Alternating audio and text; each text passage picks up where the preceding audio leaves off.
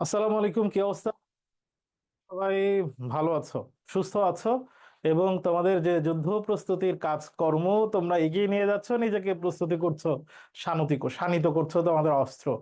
তো তোমাদের সেই প্রস্তুতি, সেই যুদ্ধের প্রস্তুতি, অস্ত্র শানিত করা, ধারালো করার কাজে আজকে যেটা হেল্প করব, সবার আকাঙ্ক্ষা প্রত্যাশা যে বিশ্ববিদ্যালয়ে পড়ার, ঢাকা বিশ্ববিদ্যালয় ভর্তি পরীক্ষার এমসিকিউ এবং রিটেনে কি প্রশ্নে এসেছিল এই বছর, যে বছর আগে পরীক্ষা হইল, ঢাকা বিশ্ববিদ্যালয় ভর্তি পরীক্ষায় এমসিকিউ এবং রিটেনে কি প্রশ্ন এসেছিল এবং আমাকে কি পড়তে হবে সামনের বারের জন্য।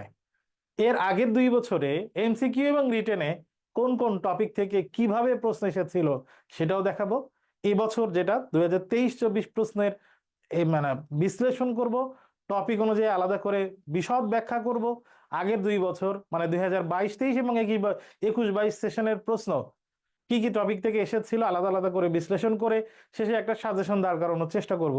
আর এর মধ্যে তোমাদের কি করতে হবে কি করতে হবে না এই জাতীয় অনেক পরামর্শ নিয়ে আলাপ আলোচনা হবে। তো আশা করি তোমরা যারা ফেসবুক লাইভে যুক্ত হয়েছো সুস্থ আছো, সবাই প্রস্তুতি নেয়ার জন্যই বসেছো সিরিয়াসলি, খাতা কলম হাতে আছে। আশা করছি এটা তোমাদের প্রত্যেক দিনই বলে দেওয়া হয় যে আমাদের ক্লাসের শুরুতে তোমরা অন্তত এই কাজটা করবে। সেই কাজটা তোমরা করছো, কোন জায়গায় কোন লাইভে কি করো এটা দেখার বিষয় না। আমাদের লাইভে একটু তোমাদের খাতা কলম নিয়ে বসতে হবে এবং খুব পজিটিভ ওয়েতে এই সময়টা একটু কাজে লাগাইতে হবে। আমি একটু দেখি সব যদি ঠিক থাকে লাইভের জমে সব ঠিক আছে।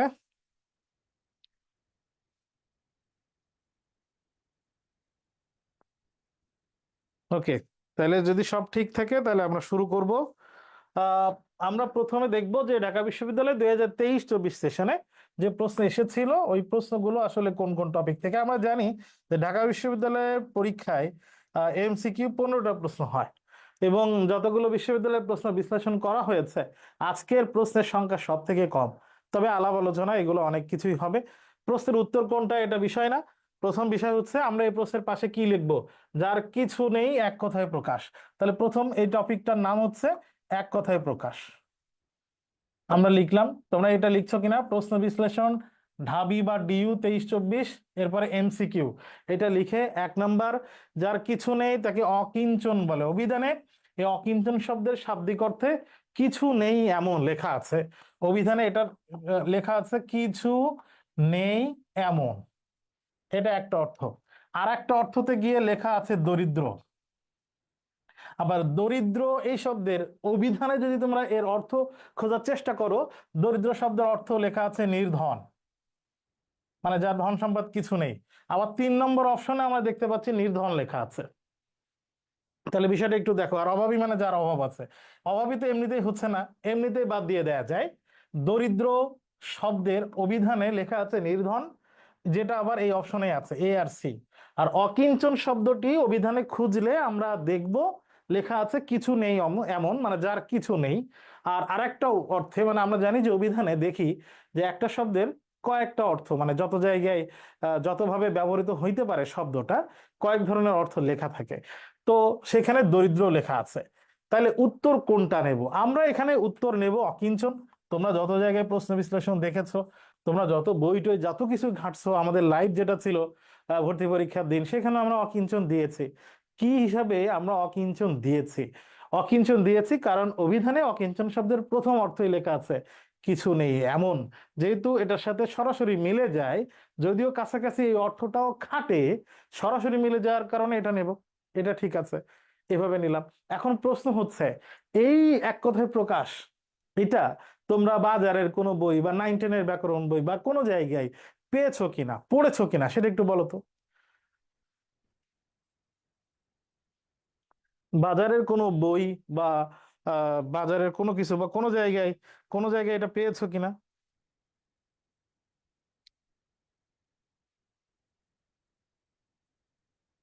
বাকিবুল্লাহ স্যার লাল সালাম, ব্লু সালাম, গ্রিন সালাম, সব ধরনের সালামে দিলাম আপনারা। গুড। সলভের সময় পড়েছি। আর এবছরের যদি নতুন এডিশন কোনো বইয়ে তোমরা পেয়ে থাকো, বাজারের কোনো বই, তাহলে ধরে নিবা যে এটা এই বছরে অ্যাড করে দিয়েছে। নর্মালি এই ধরনের প্রশ্ন এক কথায় প্রকাশ থেকে এসেছে ঠিকই, কিন্তু মূলত প্রশ্নটা তোমার আনসিন বাংলা শব্দ তুমি কতটুকু জানো অর্থ, সেই হিসাবে এসেছে। মানে সরাসরি এক কথায় প্রকাশ এটা তোমরা কোথাও, এইটা সরাসরি এক কথায় প্রকাশ এটা তোমরা কোথাও পাবে না। যদি নতুন ব্যাকরণ কোনো বইয়ে বাজারে এবছরে এডিশনে এটা পেয়ে থাকো, তাহলে নিশ্চিত নিশ্চিত যে এটা এই বছর অ্যাড করে দিয়েছে, যাতে পাওয়া যাচ্ছে। হ্যাঁ, যদি কোনো বইয়ে গত বছরও থেকে থাকে তাহলে ভালো, তাদের কালেকশনটা সুন্দর। যদি থেকে থাকে, আমি দেখি নাই, আমার চোখে পড়ে নাই, যদি থেকে থাকে তাহলে ভালো। তবে আমি যতদূর জানি যে এটা অনেক বই এই বছর অ্যাড করে দিয়ে দেখানো হচ্ছে যে এটা এই বছরে কমন আসছে। এটা হচ্ছে সিস্টেম। তাইলে প্রশ্ন হচ্ছে, আমরা সরাসরি এক কথায় প্রকাশ থেকে এক কথায় প্রকাশ নাও পেতে পারি, পাবো না হয়তো, যেটার প্রমাণ হচ্ছে এই প্রশ্নটা। তারপরেও আমরা লিখব যে এই প্রশ্নের পাশে, 1 নম্বর প্রশ্নের পাশের টপিকটা হচ্ছে এক কথায় প্রকাশ। এমন হইতে পারে এই এক কথায় প্রকাশের প্রশ্ন তোমাদের ইন্টারমিডিয়েটের যে গদ্য পদ্য বই আছে, সে বইয়ের শব্দার্থ অংশে কোনো একটা শব্দের অর্থ এইভাবে লেখা আছে, বড় করে ভেঙে দেয়া আছে, সেটা এক কথা প্রকাশ হিসেবে এসে যেতে পারে। যে আসতে পারে যে প্রাতঃকালে স্মরণীয়, স্মরণ করে রাখার যোগ্যকে এক কথায় কি বলে, বা অধিক সম্মানার্থে কোন এক কথায় প্রকাশ ব্যবহৃত হইতে পারে, এই টাইপের প্রশ্ন হতে পারে। তার মানে এক কথায় প্রকাশের প্রশ্ন আমাদের আনসিন শব্দার্থ থেকে বানিয়ে দিতে পারে, আমাদের ইন্টারমিডিয়েটের যে সিলেবাস আছে শর্ট সিলেবাসের শব্দার্থ অংশ ভিতর থেকে বানিয়ে দিতে পারে, বিভিন্ন জায়গা থেকে হতে পারে। এই জন্যই আমরা শুধু এক কথা প্রকাশ কোন একটা বইয়ের মুখস্থ একটা পড়লাম, আমরা যে পিডিএফ শিট দিয়েছি ওইগুলোই পড়লাম আর নিশ্চিত কমন আসবে, বিষয়টা কিন্তু এরকম নাও হইতে পারে। তাহলে বাংলা কোনো শব্দ সামনে আসছে, বা আমরা ক্লাস করছি কোনো একটা আলোচনা, সেই জায়গায় কোনো শব্দের অর্থ লিখে দিচ্ছি, বলে দিচ্ছি, এটাও কিন্তু তোমার জানা গুরুত্বপূর্ণ। আশা করি তোমরা এটা বুঝতে পেরেছো। 2 নম্বর, অধ্যাপক শব্দে অ এর উচ্চারণ হলো। এখন এই প্রশ্নটার 2 ধরনের উত্তর হইতে পারে, কিন্তু এই প্রশ্নটা অর্থ কি নিয়েছে? অর্থ নিয়েছে সংবৃত। ঢাকা বিশ্ববিদ্যালয়ের এটা অর্থ নিয়েছে সংবৃত। কেমনে বুঝলাম? যারা সংবৃত দিয়েছে তাদেরটা হয়েছে, আমরা উত্তর মিলিয়ে দেখেছি। যারা 13টা 14টা 15টা পেরেছে তাদের উত্তর মিলিয়ে দেখলে বিষয়টা বোঝা যায়। সেখানে আমরা বুঝে দেখেছি যে অধ্যাপক শব্দে উত্তর নিয়েছে সংবৃত। যারা খুব কঠিন করে এটা ভেবেছে, অনেকে এটা অর্থ দিয়েছে, উত্তর দিয়েছে অর্ধ সংবৃত। হ্যাঁ ঠিক আছে, আমরা জানি যে অধ্যাপক শব্দটার উচ্চারণ হচ্ছে অ এর পরে, এখানে ধয়ের সাথে জফলা আছে। আমরা অ এর উচ্চারণ, আমরা প্রথম কথা হচ্ছে 2 নম্বর প্রশ্নের পাশে আমরা লিখে নেব উচ্চারণ সূত্র। টপিকটার নাম হচ্ছে উচ্চারণ সূত্র, এটা আমরা প্রথমে লিখে নেব 2 নম্বরের পাশে। গুড। বাকি বলেছে দারুণ একটা কথা লিখেছে, তোমরা একটু পড়ে নিও বিষয়টা। আসলে বিষয়টা এরকম যে মূল বইয়ের আসলে অল্টারনেটিভ কিছু নাই, মূল বইয়ের ভিতর থেকেই অনেক প্রশ্ন হয়, সেটা ইংরেজি ফার্স্ট পেপার এবং বাংলা ফার্স্ট পেপারে। তাহলে প্রথম কথা হচ্ছে আমরা উচ্চারণ সূত্র লিখলাম। দ্বিতীয় কথা, অ এর যে উচ্চারণের নিয়ম, আমরা জানি যে অ এর উচ্চারণ ও এর মতো হবে, যেটাকে আমরা বলেছি অ এর উচ্চারণ সংবৃত হওয়া। অ যখন অ বলি, অ যখন ও বলি, তখন আমার মুখ সংক্ষিপ্ত হয়ে যায়, ছোট হয়। সংক্ষিপ্ত হইলে এটাকে বলা হয় সংবৃত। ও বললে মুখ ছোট হয়, তাই সংবৃত। অ এর উচ্চারণ ও হবে কখন? অনেকগুলো নিয়মের একটা আছে, যদি অ এর পরে যে বর্ণ আছে তার সাথে জ বা জ ফলা থাকে। যেহেতু ধয়ের সাথে জ ফলা আছে, তাই অ এর উচ্চারণটা ও এর মতো হবে। তাহলে অধ্যাপকের উচ্চারণ প্রথমে হবে ও, এরপর ধয়ের সাথে জ ফলা। আমরা জানি কোনো ব্যঞ্জনের সাথে জ ফলা থাকলে উচ্চারণের নিয়ম হচ্ছে ওই ব্যঞ্জন দ্বিত্ব হবে, মানে 2বার উচ্চারণ হবে। তাহলে ধ 2টা হবে। তাহলে আমি কি এরকম লিখবো, ওধ ধা। বিষয়টা কি এরকম লিখবো, ধ কি 2টা হইতে পারে? আর একটা নিয়ম হচ্ছে ত থ দ ধ, ত থ দ ধ। আমরা জানি ত হচ্ছে অল্প প্রাণ, আর থ হচ্ছে মহাপ্রাণ। আবার দ হচ্ছে অল্প প্রাণ, আবার ধ হচ্ছে মহাপ্রাণ। এটা তো আমরা জানি, এটা তো আমরা বুঝি, এটা তো আমরা শিখেছি। একটু রেসপন্স করো তোমরা, এটা তো জানো। অ কে অল্প প্রাণ, ত কে অল্প প্রাণ, থ কে মহাপ্রাণ, দ কে অল্প প্রাণ, ধ কে মহাপ্রাণ ধ্বনি বলা হয়। এটা আমরা জানি তো, শেষে দন্তান্ন, এটা হচ্ছে নাসিক্য।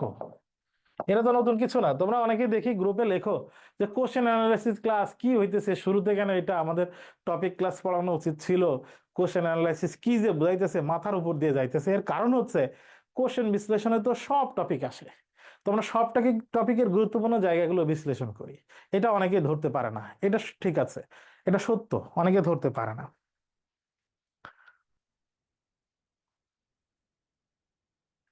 ফেসবুকে যারা লাইভে আছে তাদের অ্যাক্টিভিটিস একটু কম দেখতে পাচ্ছি।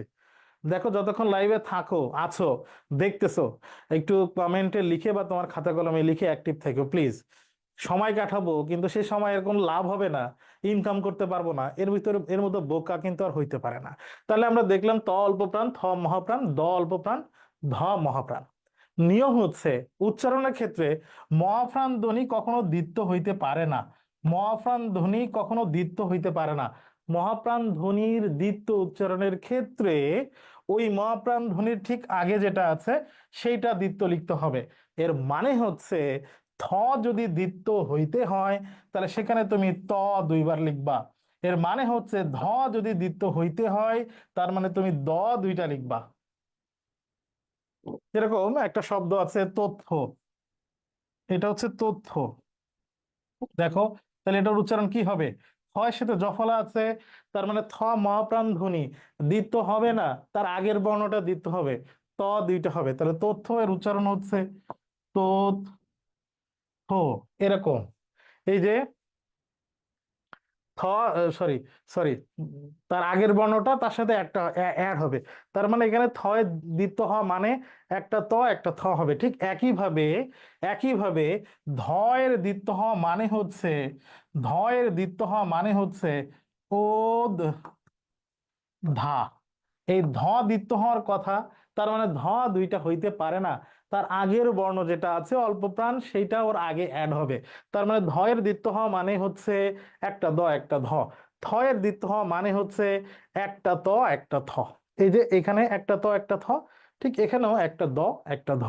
মহাপ্রাণ ধ্বনি দ্বিত্ব হওয়ার ক্ষেত্রে ওই মহাপ্রাণ ধ্বনির আগেরটা ওর সাথে অ্যাড হবে, এটা হচ্ছে নিয়ম। অধ্যা, অধ্যা পোক, আমরা জানি অধ্যাপক। এখন প ক এটার উচ্চারণ তো পক, কিন্তু এটা উচ্চারণ পোক হবে, কারণ হচ্ছে শব্দের শেষে যদি বদ্ধক্ষর থাকে, পোক মানে একাক্ষর, একাক্ষর মানে এটার একবার উচ্চারণ, পক একবার উচ্চারণ মানে একাক্ষর, এবং শেষে ক আছে, ক মানে কি ব্যঞ্জন, যে যে অক্ষরের শেষে ব্যঞ্জন থাকে সেটা হচ্ছে বদ্ধক্ষর। এই বদ্ধক্ষরের উচ্চারণ একাক্ষরের বদ্ধাক্ষর সংবৃত হয়।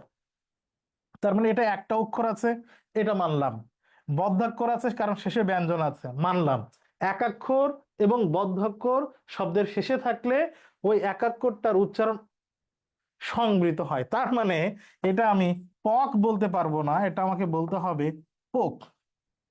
এই জন্য উচ্চারণ হচ্ছে অধ্যা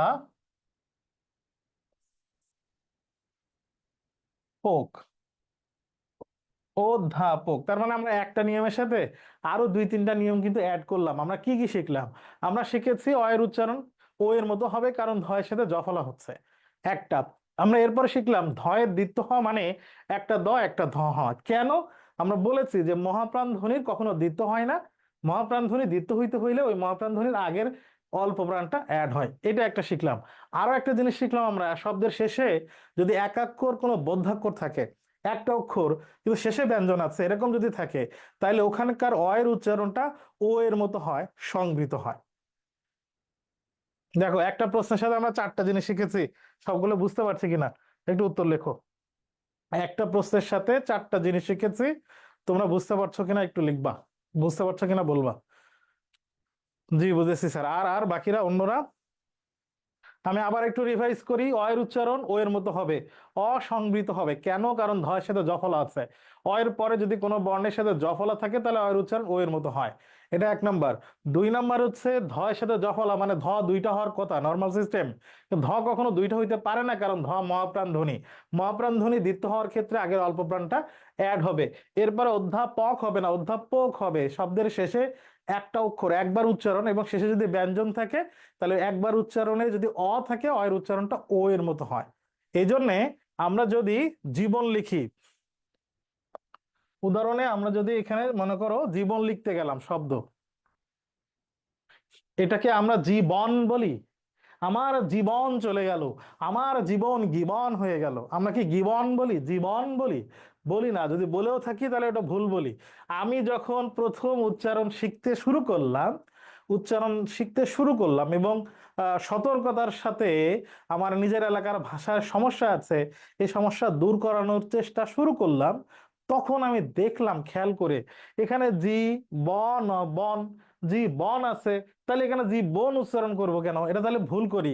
আমি তখন ভাবতে শুরু করলাম সারা জীবন তো ভুল করছি, আমার সারাটা জীবন তো জীবন হয়ে গেল, আমার শেষ হয়ে গেলাম, আসলে তো জীবন কইছি, আসলে জীবন না। এরপর থেকে সচেতন ভাবে জীবন বলা শুরু করলাম। শুরু করার পরে আসলে দেখলাম সচেতন ভাবেই আমি ভুল করতেছি। তখন যখন আবার নিয়ম শিখলাম, তখন দেখলাম জীবন, এই যে শেষে এক অক্ষর আছে বন, একটা অক্ষর শেষে ন আছে ব্যঞ্জন, ওখানে আমি থামছি, বন না বনও বলছি না। তাইলে আমার এইখানে যে অ আছে, এই অ এর উচ্চারণটা ও এর মতো হবে। এই কারণে আমরা জীবনে লিখতে গেলে এইভাবে লিখবো, জীবন লিখতে গেলে এইভাবে লিখবো। Good. আমার মনে হয় বুঝতে পেরেছো। তাফিম, তুমি আরেকটা প্রশ্ন করেছো, এর সাথে রিলেটেড একটা প্রশ্নের সাথে আসলে 4টা 5টা জিনিস শিখলাম, আর একটা জিনিস এর ভিতরে ঢুকালে বিশ্বাস কঠিন হয়ে দাঁড়াবে। এই জন্য ওই ব্যাখ্যাটা আমরা অন্য কোনো প্রশ্নের সাথে দেবো। হ্যাঁ, ওই ব্যাখ্যাটা অন্য কোনো প্রশ্নের সাথে দেখবো। 1 নম্বরে, 2 নম্বর গেল, 3 নম্বর, ভুলের মধ্যে দিয়ে গিয়ে তবে সত্যকে পাওয়া যায়, কার রচনা থেকে নেওয়া হয়েছে? ঢাকা বিশ্ববিদ্যালয়ে ভর্তি পরীক্ষায় 15টা প্রশ্নের মধ্যে এরকম একটা প্রশ্ন হয় অনাকাঙ্ক্ষিত, এরকম একটা প্রশ্ন রাজনৈতিক প্রশ্ন হয়। যদিও এই বছর হয়তো হবে না, রাজনীতি তো ওইভাবে থাকতেছে না, হবে কি হবে না জানি না, এই টাইপের প্রশ্ন একটা করে নর্মালি হয়, তবে সেটা বেসম্ভব কঠিন হয় না, খুবই সহজ হয়, সবাই পারে। এই টাইপের প্রশ্ন আমরা খুব গুরুত্ব দিয়ে পড়বো, ঠিক আছে, ধরেই নেবো যে হয়তো হবে না। ভুলের মধ্যে দিয়ে গিয়েই তবে সত্যকে পাওয়া যায়, এই প্রশ্নটা আমার পথ প্রবন্ধ পড়াইলে সবাই বলে যে স্যার এটা এই ভুলের মধ্যে দিয়ে গিয়েই সবাই সত্যকে পাওয়া যায়, এখানে ভুল স্বীকার করে নাকি ভুল থেকে শিক্ষা নিয়ে, কোনটা উত্তর হবে? গত 3-4 বছর ধরে পোলাপান খালি এই প্রশ্ন করতেই আছে, করতেই আছে, করতেই আছে। পোলাপানের কারণ তারা এক গাইডে পাইছে এরকম, বইয়ে পাইছে এরকম, বিভিন্ন জায়গায় বিভিন্ন জিনিস পাইছে। আমরা বরাবরই বলি যে যে প্রশ্নে বিতর্ক আছে, যে প্রশ্নে বোর্ড বইয়ে 2 জায়গায় 2 রকম আছে, যে প্রশ্ন নিয়ে মাতব্বররা খালি বিশ্লেষণ করে, কিছু টিচার আছে দেখবা বাজারে, যেগুলো বিতর্ক, যেগুলা ঝামেলা আছে বিভিন্ন জায়গায় বিভিন্ন রকম, যেগুলা নিয়ে শিক্ষার্থীরা বিভ্রান্তির অতল গহ্বরে নিমজ্জিত আছে, ওই টিচারগুলো ওই বিভ্রান্তিমূলক বিষয় নিয়ে আলোচনা করে উনি কোন বিশ্ববিদ্যালয়ের কোন ডক্টরেট ডিগ্রি লাভ করেছেন, ওই নির্দিষ্ট বিষয়ের উপরে সেটা ফলায় ফলায় তার নিজের একটা ব্যাখ্যায় একটা প্রশ্নের উত্তর দাঁড় করানোর চেষ্টা করে এবং নিজেকে পণ্ডিত হিসেবে বাজারে প্রচলন করার চেষ্টা করে। আমি বরাবরই নর্মালি আমি আমি ছোট মানুষ, ছোট একজন শিক্ষক, এই কারণে এই বিতর্কগুলো এড়িয়ে যাওয়ার চেষ্টা করি 2টা কারণে। এক হচ্ছে যেহেতু বিতর্ক আছে তাহলে আমি ওখানে যাব না, আর এক হচ্ছে আমার আসলে কুলাই না ওই পর্যায়ের অত উপরে উঠে ব্যাখ্যা বিশ্লেষণ করা। আমি তবে একটা জিনিস বরাবরই বরাবরই বলি এবং দেখছি যে ওই বসে ওইগুলোই হইতেছে, বিতর্কিত জিনিসের বিতর্ক যেটা আসলে ওইটা নিয়ে প্রশ্ন হয় না। তোমরা সবাই টেনশনে ছিলা যে ভুলের মধ্য দিয়ে গিয়ে সত্যকে পাওয়া যায়, এখানে কি ভুল স্বীকার করেন নাকি ভুল থেকে শিক্ষা নিয়ে? তোমরা টেনশনে থাকো এটা নিয়ে, আর প্রশ্ন হয়েছে কি দেখো, এই কথাটা কে কইছে? তাহলে কোন প্রবন্ধ? এটা আমরা জানি আমার পথ প্রবন্ধে কইছে। আমার পথ প্রবন্ধ কে লিখেছেন? কাজী নজরুল। তাহলে এই প্রশ্নটা হয়েছে উক্তি। আমি যেভাবে প্রশ্ন বিশ্লেষণ করি সেখানে এই টপিকটা লিখবো আমরা উক্তি, এবং উক্তির এটা গদ্য থেকে নেয়া, এবং এই ধরনের প্রশ্নকে বলা হয় অনুধাবন না, এইগুলোর প্রশ্নগুলোকে বলা হয় তথ্যমূলক প্রশ্ন। আমি যখন যখন নর্মালি লিখেছি, তোমরা লিখে নিয়েছো কিনা আর এটা বুঝতে পারছো কিনা, এই প্রশ্নের ক্যাটাগরি খুবই নর্মাল, খুব দুর্বল একটা জায়গা থেকে এই প্রশ্নটা হয়েছে, এই টাইপের প্রশ্ন আসলে সবাই পারে। আচ্ছা, এর পরের প্রশ্ন, 4 নম্বর, রেইনকোট গল্পে কোনটিকে পাকিস্তানের শরীরের কাঁটা বলে অভিহিত করা হয়েছে? বিগত বছরের প্রশ্ন ঘাটলে তোমরা দেখবা যে এই প্রশ্ন আসে নাই এমন জায়গা নাই।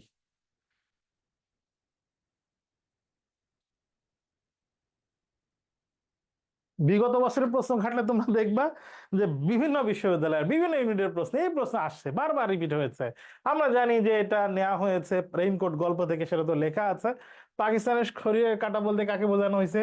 শহীদ মিনারকে বোঝানো হয়েছে। তাহলে আমরা দেখলাম এটাও গদ্য থেকে আসা প্রশ্ন, গদ্যের তথ্যমূলক প্রশ্ন, এটা তথ্য হিসেবে আসছে যে এই জিনিসটা কি, এই জিনিসটা কোন সম্পর্কে বলা হয়েছে, এই টাইপের একটা প্রশ্ন। তাহলে আমরা পাশে গদ্য লিখবো এবং তথ্যমূলক প্রশ্ন লিখবো। যেখানে আমরা বলি চমৎকার, সেখানে তিনি বলেন চলনসই, বাক্যটি কোন কালের? এই প্রশ্নটা চমৎকার একটা প্রশ্ন। আমি তোমাদেরকে, যারা তোমরা আমাদের সাথে নতুন বা এর আগে তোমাদের সাথে যখন আমাদের দেখা হয়েছে, আমি বা মাহফুজ যখন বাংলা ক্লাস নেয়, বারবার দেখো যে আমরা বলার চেষ্টা করি যে পাঠ্য বইয়ের মধ্যে থেকে শব্দার্থ এক কথায় প্রকাশ, পাঠ্য বইয়ের মধ্য থেকে ব্যাকরণের কোনো বিষয়, পাঠ্য বইয়ের মধ্যে থেকে শব্দের মূল কি, এরকম প্রশ্ন হয়। পাঠ্য বইয়ের কোন একটা বাক্য দিয়ে এই বাক্যটি কোন ধরনের বাক্য, এখানে প্রশ্ন হয়েছে পাঠ্যের একটা বাক্য, কিন্তু প্রশ্ন আসছে কোন কালের। তার মানে এটা টপিকটা হচ্ছে ক্রিয়ার কাল, টপিকটা হচ্ছে ক্রিয়ার কাল, কিন্তু আসলে এটা এসেছে কোত্থেকে? গদ্য থেকে। আমরা জানি এরকম একটা বাক্য আছে যেখানে আমরা বলি চমৎকার, সেখানে তিনি বলেন চলনসই। এটা কোথায় আছে? অপরিচিতা গল্পে। তোমাদের সাথে একটা প্রশ্ন, যারা লাইভে যুক্ত আছো বা যারা আমাদের জুমে আছো, তোমাদের কাছে প্রশ্ন হচ্ছে অপরিচিতা গল্পের এই বাক্যটি কার সম্পর্কে বলা হয়েছে? যেখানে আমরা বলি চমৎকার, সেখানে তিনি বলেন চলনসই। এটা কার সম্পর্কে বলা হয়েছে সেটা তোমরা লিখতে থাকো। এখন যেখানে আমরা বলি চমৎকার, সেখানে তিনি বলেন চলনসই। আমি ঢাকা বিশ্ববিদ্যালয়ে পড়াশোনা করেছি, কিন্তু নর্মালি শুক্রবার আর শনিবার ছাড়া আমি অন্যদিন ঢাকা বিশ্ববিদ্যালয় ক্যাম্পাসে যাই না। আমি ক্লাসে প্রশ্ন বিশ্লেষণ করলে প্রত্যেকটা প্রশ্নের পাশে টপিক ধরে ধরে লিখে দিয়ে থাকি। এই যে কথাটা বলতেছি, হ্যাঁ বিনু দাদা, ফাইন, সবাই বলতেছে এটা বিনু দাদা সম্পর্কে বলা হয়েছে। বিনু দাদার ভাষা কেমন? বিনুদার ভাষা কেমন বা বিনু দাদার ভাষা কেমন? অত্যন্ত আর্ট, আর্ট, গুড। আচ্ছা থাক, এইগুলো খুব কমন কথা। এখন ধরো নিত্যবিত্ত অতীত কি? নিত্যবিত্ত অতীত হচ্ছে ওইটা অতীতে আমার কোনো অভ্যাসগত কাজ, যেটাকে আমরা বলি হ্যাবিচুয়াল ফ্যাক্ট। যেরকম আমি যখন স্কুলে পড়তাম, তখন প্রত্যেক দিন ঠিক সময় মতো স্কুলে যেতাম। এই যে আমি যেতাম, আমি খেতাম, বা আমি সব সময় আমার বন্ধুদেরকে আমার টিফিন শেয়ার করতাম, অতীতের কোনো অভ্যাসগত কাজ হইলে এটা নিত্যবিত্ত অতীত হইতো। এখানে অতীতের কোনো অভ্যাসগত কাজ নাই, তাহলে হইতেছে না। আচ্ছা, পুরা ঘটিত বর্তমান, যেটাকে বলা হয় প্রেজেন্ট পারফেক্ট। পুরা ঘটিত বর্তমান, বর্তমানে একটা ঘটনা শেষ হয়ে গেছে, তার মানে আমি আহ, দুপুরে ভাত খেয়েছি বা দুপুরে ভাত খাইনি, এই যে পুরাগঠিত বর্তমান। তাহলে এটা এখানে হচ্ছে না, এখানে ওটা ওরকম নাই। পুরাগঠিত ভবিষ্যৎ, ফিউচারে কোনো কিছু নাই। সাধারণ বর্তমান কাল কেন হবে? যেখানে আমরা বলি চমৎকার, এটা একটা কমন জিনিস, যে জিনিসটা দেখলে আমরা বলি উফ চমৎকার, সেখানে বিনুদা সেটাকে বলে চলে, চলনসই, মানে মোটামুটি চলে। এই যে একটা কমন বিষয়, সাধারণ একটা বিষয় যেটা সবসময় কমন থাকে বর্তমানে, এরকম হলে সেটাকে বলা হয় সাধারণ বর্তমান। তাহলে দেখো প্রশ্নটা হয়েছে ক্রিয়ার কালের, আবার আসছে গদ্য থেকে, অপরিচিত গল্প থেকে। তার মানে গল্প কবিতা থেকে এরকম প্রশ্ন হয়, হয়েছে, হবে, এটা কনফার্ম প্রত্যেক বছর। ঢাকা বিশ্ববিদ্যালয়ের প্রশ্ন কিন্তু ব্যাকরণের প্রশ্ন বোর্ড বই থেকে হবে, এটা মাথায় রেখো। সবাই একটু নোট নাও। আমি দেখবো যে এই ক্লাসের কত সময় হয়েছে। আমরা ক্লাস নিচ্ছি, ক্লাসের প্রায় 30 মিনিট, প্রায় 30 মিনিট বা 25 মিনিট পার হয়ে গেছে। আমি 5 নম্বর প্রশ্নের পাশে যারা নোট করবে এটা দেখতে চাই, এটা সবাই লিখেছে যে বাংলা প্রথম পত্র বোর্ড বই থেকে ব্যাকরণের প্রশ্ন আসবে, এটা লিখবা। বাংলা প্রথম পত্রের বোর্ড বই থেকে ব্যাকরণের প্রশ্ন আসবে। যারা নোট জমা দিবে তাদের নোটে এটা লেখা থাকতে হবে। লেখো, এখনই লেখো আমার সামনে। যারা ফেসবুক লাইভে যুক্ত আছে এখন একটু নোট করে নাও, বাংলা প্রথম পত্রের বোর্ড বই থেকে ব্যাকরণের প্রশ্ন হবেই। ঢাকা বিশ্ববিদ্যালয়ে বাংলা প্রথম পত্রের বোর্ড বই থেকে ব্যাকরণের প্রশ্ন হবে। লিখেছো? লিখেছো? কনফার্ম করো। যারা জমে আছো কনফার্ম করো যে এটা আমি লিখেছি। যারা লাইভে আছো প্লিজ একটু কমেন্ট করে জানাও যে আমরা লিখেছি এই টপিক, এই নোটটা আপনি যেটা বললেন নোট করেছি। যারা নোট জমা দিবা যদি না লেখো তার কিন্তু খবর আছে, সত্যি কথা। টেলিগ্রামে বা ফেসবুক গ্রুপে যদি নোট জমা দিছো এটা লেখো না, আমি তার সাথে যোগাযোগ করব, তার খবর আছে, সত্যি কথা, খবর আছে কয়ে দিলাম। 6 নাম্বার, বিপুলা পৃথিবীর কতটুকু জানি, এখানে কতটুকু কোন পদ? দেখো এই প্রশ্নটা বোর্ড বই থেকে আসছে, কবিতা থেকে আসছে, কিন্তু প্রশ্ন আইছে ব্যাকরণের। বিপুলায় পৃথিবীর কতটুকু জানি, এই প্রশ্নটা, এই কবিতাটা আমাদের শর্ট সিলেবাসের বাইরে রবীন্দ্রনাথের একটা কবিতার লাইন থেকে এসেছে। কেউ কি বলতে পারবে? রঠা, রঠার শর্ট সিলেবাসের বাইরের একটা কবিতা থেকে এসেছে, কেউ কি কবিতাটার নাম বলতে পারবে? ঐকতান থেকে। কেউ কি বলতে পারবে রঠা কি? রঠা মানে কি? কেউ কি বলতে পারবে রঠা মানে কি? রবীন্দ্রনাথ ঠাকুর। জানে, সবাই জানে, আমি অবশ্য নতুন জানছি, এটা ফেসবুকে দেখি পোলাপান এখন রঠা লেখে। এখানে দেখো প্রশ্ন আইছে কবিতার লাইন, এবং এই ঐকতান কবিতা থেকে ব্যাকরণের প্রশ্ন আসছে বেশ কয়েকবার। তাহলে ঐকতান কবিতার লাইন, এখন দেখে এরা মনে হইতে পারে যে স্যার এটা তো শর্ট সিলেবাসের বাইরে থেকে আইছে, তার মানে কি ব্যাকরণ আমি শর্ট সিলেবাসের বাইরে থেকে পড়বো? না, তোমার শর্ট সিলেবাসে যেগুলো আছে সেইগুলোর গল্প কবিতার ভিতর থেকে ব্যাকরণ পড়ো, বাইরে থেকে আসলেও পারবা, ভিতর থেকে আসলেও পারবা। মূল কথা তো তোমার পারাটা ব্যাকরণ, ব্যাকরণ পারলেই তো এনাফ। আচ্ছা, তাহলে দেখো এখানে কতটুকু জানি, বিপুলা পৃথিবীর কতটুকু জানি, তাইলে কতটুকু, ওই টুকু টুকু এগুলো কি সংখ্যা বা পরিমাণ নির্দেশ করেছে না? পরিমাণ নির্দেশ করেছে না? হ্যাঁ, তাহলে পরিমাণ নির্দেশ করলে কোন পদ হয়? পরিমাণ নির্দেশ করলে সেটা বিশেষণ হয়, বিশেষণ হয়, ফাইন।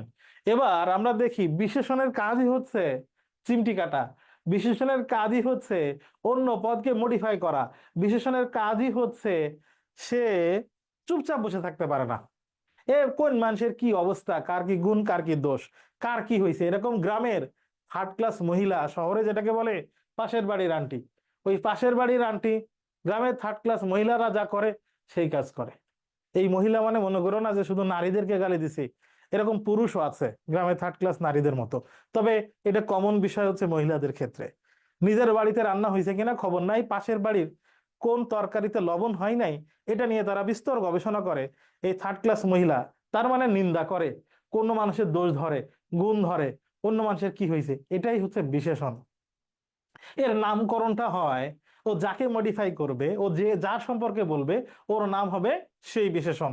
এবার দেখো বিপুলা পৃথিবীর কতটুকু জানি, এখানে জানি বা জানা এটা হচ্ছে ক্রিয়াপদ। এই কতটুকু জানি মানে এই জানা, জানি ক্রিয়াপদকে মডিফাই করেছে কতটুকু শব্দটা, কতটুকু ইটসেলফ নিজে একটা বিশেষণ, আর ও ক্রিয়াকে মডিফাই করছে, ক্রিয়া সম্পর্কে বলেছে। তাহলে যে বিশেষণ অব্যয়কে মডিফাই করে অব্যয়ের বিশেষণ, যে বিশেষণ বিশেষ্যকে মডিফাই করে তার নাম বিশেষ্যের বিশেষণ, আর যে বিশেষণ ক্রিয়াকে বিশেষিত করে তার নাম কি? ক্রিয়া বিশেষণ। এখন প্রশ্ন হচ্ছে সর্বনাম হবে না, অনুসর্গ হবে না? উত্তর দুইটা আছে, বিশেষণ হইতে পারে, ক্রিয়া বিশেষণ হইতে পারে। এখন তোমরা তো বলে বসবা যে স্যার তাইলে বিশেষণ দিলে উত্তর কেন হবে না? দেখো বাজারে তুমি যদি আম কিনতে গিয়ে থাকো, আম কিনতেছো, দেখতেছো সামনে আমের নাম হচ্ছে হিমসাগর, সাতক্ষীরার হিমসাগর বলতেছে, যদি তোমার সামনে সাতক্ষীরার হিমসাগর ভালো আম পড়ে থাকে, তুমি তাহলে ওই আম দাম কি কেমন কি এটা নিয়ে গবেষণা করে দাম অনুযায়ী কিনে ফেলবা। কিন্তু যদি ওই আমের ভিতরে একটা পচা আম থাকে, তুমি ওই আমকে সাতক্ষীরার হিমসাগর বলে নিজে খুব গর্ববোধ করবে না, তুমি তখন ওরা নাম কি দিবা? পচা আম। তার মানে বাকিটার সময় আম কোন দেশের, তার নাম কি, এটা নিয়ে গবেষণা করছো, কিন্তু পচা আম সামনে আসার সাথে সাথে তুমি তাকে আম বলতে রাজি না, তুমি তাকে বলতেছো পচা আম। আমরা যেরকম ছাত্রলীগ, আওয়ামী লীগ, যুবলীগ সামনে আসলে মানুষ বলতেছি যতটুকু তার থেকে বেশি বলতেছি ও আসলে খুনি, ও আসলে 24-এর স্বাধীনতা বিরোধী, তার ভিন্ন নাম আছে। তাহলে পচা আম সামনে আসলে আমরা আম বলি, কিন্তু বলি পচা আম। এখন যে আমটা পচা লেখা আছে তোমার সামনে, তুমি গতকাল বাজারে আম কিনতে গেছিলা, তুমি কোন আম দেখে কেনো নাই, লেখা আছে আম, তুমি কি, তুমি কাল বাজারে করতে গেছিলা, তো তুমি একটা জিনিস দেখে না কিনে চলে আসছো, সেই জিনিসটার নাম কি? অপশনে আছে আম, আর এক জায়গায় লেখা আছে পচা আম। উত্তর কোনটা দেওয়া উচিত তোমার? কি বলা উচিত বলো? কি বলা উচিত? পচা আম বলা উচিত। তাহলে যেহেতু ক্রিয়া বিশেষণ স্পেসিফাই করে দেয় আছে, তাহলে শুধু বিশেষণ আর ওখানে হচ্ছে না, যদিও ক্রিয়া বিশেষণ একটা বিশেষণ। এটা আমি বুঝাইতে পারছি কিনা একটু উত্তর লিখো। এটার পাশে লিখবা তোমরা, এটার পাশে তোমরা লিখবা পদ বা পদ প্রকরণ। ঢাকা বিশ্ববিদ্যালয়ে ভর্তি পরীক্ষায় পদ প্রকরণ থেকে প্রত্যেকবারই প্রশ্ন হয়। পদ প্রকরণ থেকে প্রত্যেকবারই প্রশ্ন হয়। তাহলে পদ খুব স্পেসিফাই, পদ থেকে এবার দুইটা প্রশ্ন হয়েছে। পদ খুব বিস্তারিত পড়তে হবে, আমাদের খুব সিরিয়াসলি পড়তে হবে পদ। তাহলে পদ প্রকরণ আমি আরো একবার তোমাদেরকে রিমাইন্ড করি, তোমরা 5 নম্বর প্রশ্নে এখানে যা আমি লিখতে বলেছি তা লিখেছো কিনা? তা লিখেছো কিনা? অনেকে হাত উঠাচ্ছে। 5 নম্বর প্রশ্নে এখানে যা লিখতে বলেছিলাম লিখেছো কিনা? আমরা একটু 6টা প্রশ্ন সলভ করেছি, এবার 15টা প্রশ্ন তো। ফাইন। ফল দিয়ে রোহানি দেখতেছে। রোহানি সালাম, কি অবস্থা? ভালো আছো তুমি নিশ্চয়ই? আমরা এবার একটু আনমিউট করি, কে কে কথা বলতে চায়, কারো কারো যদি প্রশ্ন থাকে, কথা থাকে। এই 6টা প্রশ্ন বিশ্লেষণ করলাম এবং যা বললাম এই রিলেটেড কোনো কথা থাকলে একটু হাত ওঠাও। গ্রন্থিক একটু আনমিউট অপশন দিও, কে কে কথা বলতে চায়, কে কে প্রশ্ন নিবে।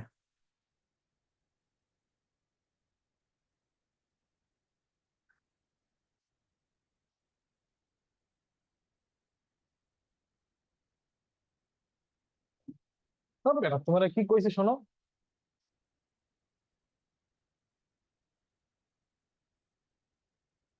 আনমিউট অপশন দাও গ্রন্থিক, কে কে প্রশ্ন করবে।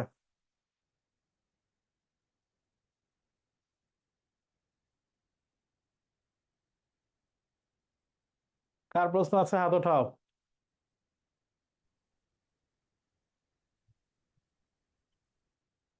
ওকে, হাত না থাকলে আগালাম।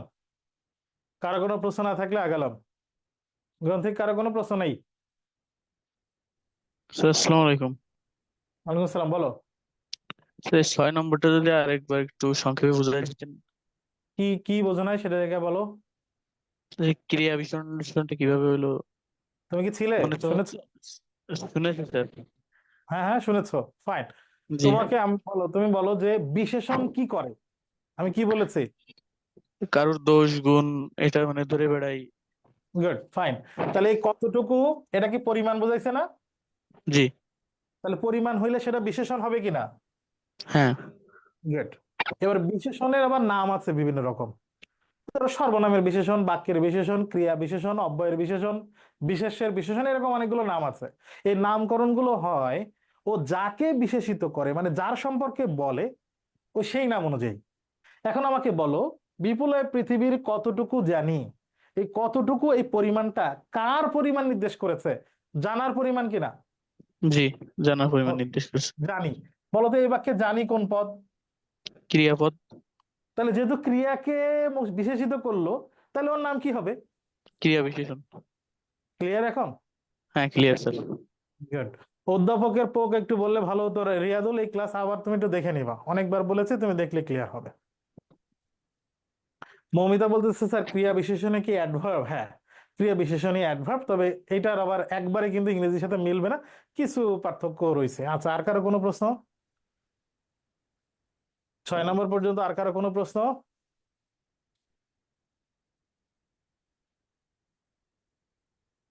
নাই, আমরা 7 নম্বরে চলে যাই। আবিধানিক ক্রমে সাজানো শব্দগুচ্ছ অভিধান অনুযায়ী কোন জায়গায় ঠিক আছে?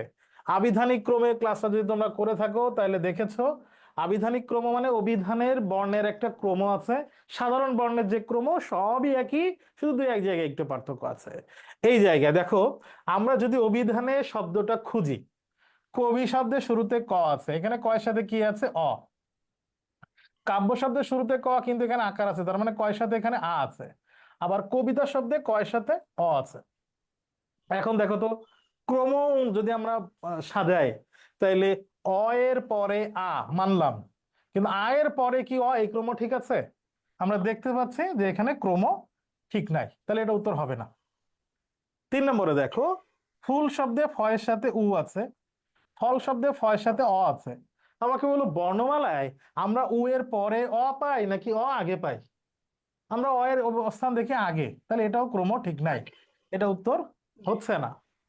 এরপরে দেখো মঞ্চ শুরু হয়েছে ম দিয়ে, ময়ের সাথে এখানে অ আছে। মালঞ্চ শুরুতে হয়েছে ময়ের সাথে আ আছে। মঞ্জুর শুরু হয়েছে ময়ের সাথে অ আছে। এখন আমাকে বলো, অভিধানে অ এর পরে আ এটা ঠিক আছে, কিন্তু আ এর পরে অ এটা তো হইতে পারে না, এই ক্রমও ঠিক নাই, তাহলে এটা উত্তর হবে না। যেহেতু এটা উত্তর হচ্ছে না, তাহলে এটা উত্তর কনফার্ম। এ। এটা কেমনে হইলো? একতা শুরু হয়েছে এ দিয়ে, একাত্তর এ দিয়ে, একুশও এ দিয়ে, তাহলে প্রথম বর্ণে কোনো পার্থক্য নাই।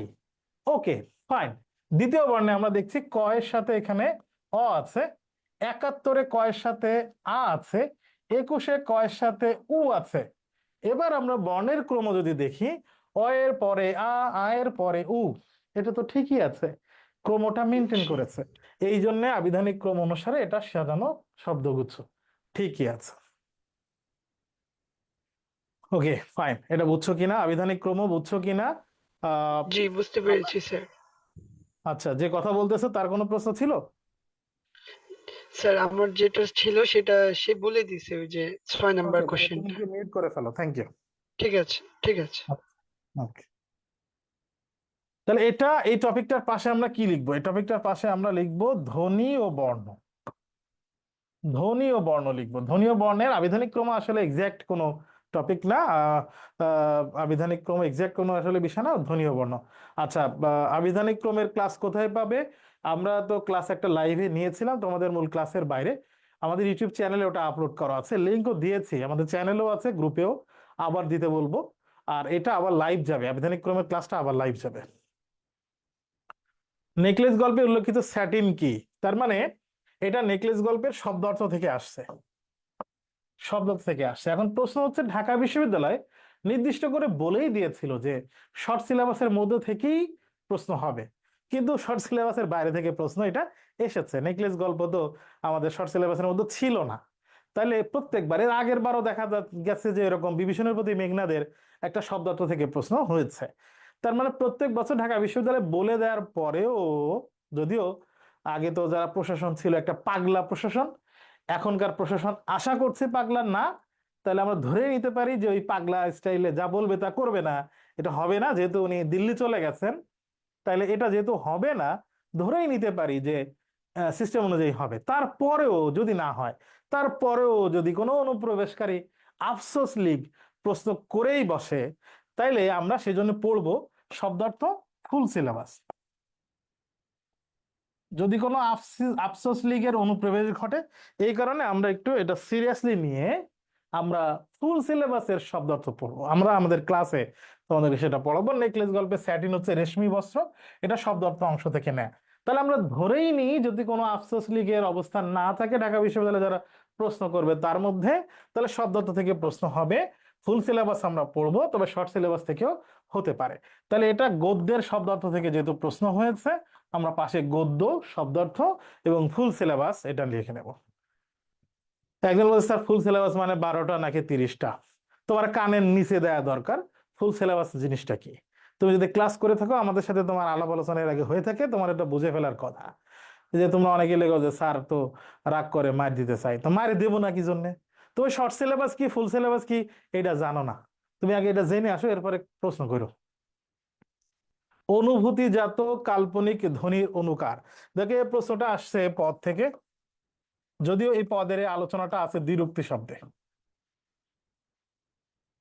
তুমি দুই জায়গায় পাবা এটা, পদের এটা অব্যয়ে গিয়ে পাবা, অব্যয় পদের আলোচনায় গিয়ে পাবা, আবার দ্বিরুক্তি শব্দের আলোচনায় গিয়ে তুমি এই প্রশ্নটার উত্তর পাবা সরাসরি 9-10 ব্যাকরণ বই থেকেই নেওয়া হয়েছে।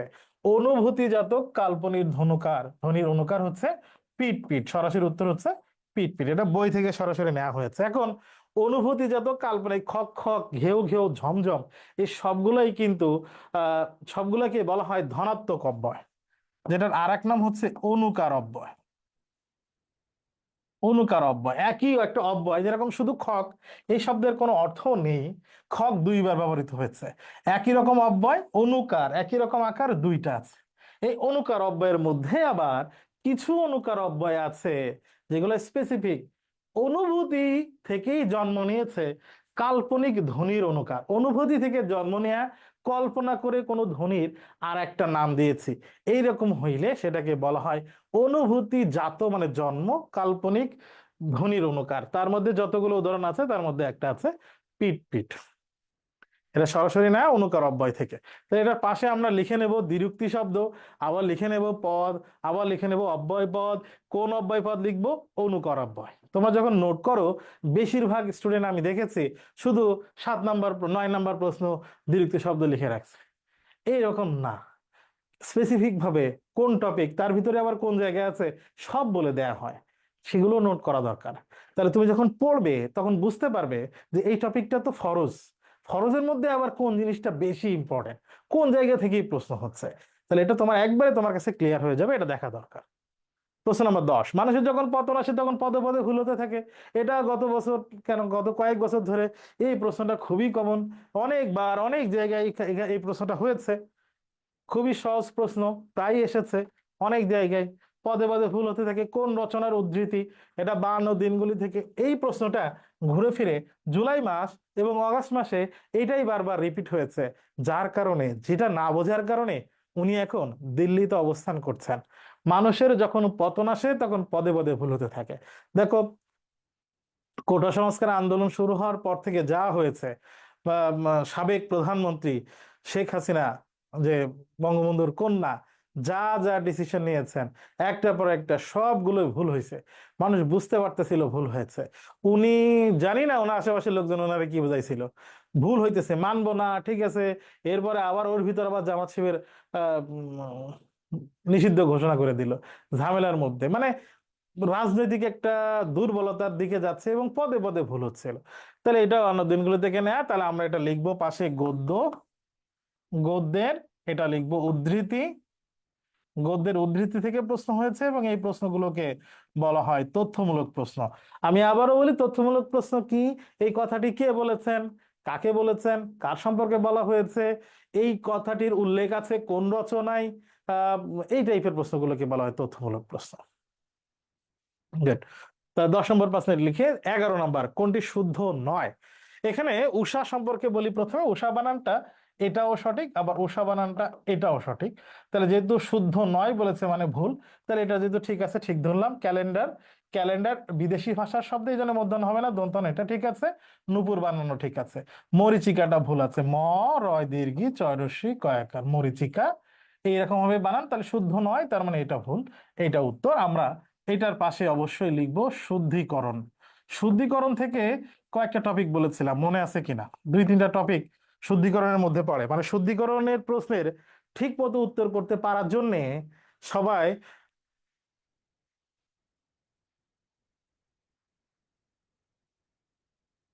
দেখো এটা দেখার পরেও তোমাদের মারতে কেন ইচ্ছা হবে না আমাকে বলো? ইন্টারমিডিয়েট পাশ করে বানান নিয়ে তোমাদের প্রশ্ন হচ্ছে, আমি লিখেও দিয়েছি বলেও দিচ্ছি, এর পরেও তোমরা বানান ভুল করছো। সবাই যারা আমাদের লাইভে আছো, কমেন্টে এবং জুমে যারা আছো, সবাই অবশ্যই এক্ষুনি মরিচিকা বানান লিখো, মরিচিকা, মরিচিকা বানান লিখো সবাই, মরিচিকা বানানটা লিখো সবাই,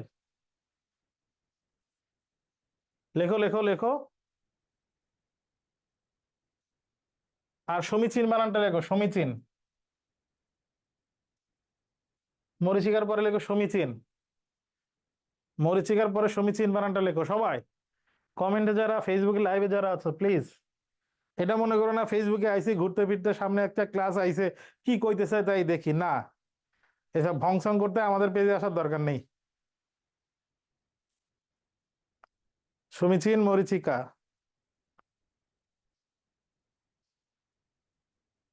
ওকে, এবার এর সাথে সাথে আরেকটা কাজ দিয়েছি।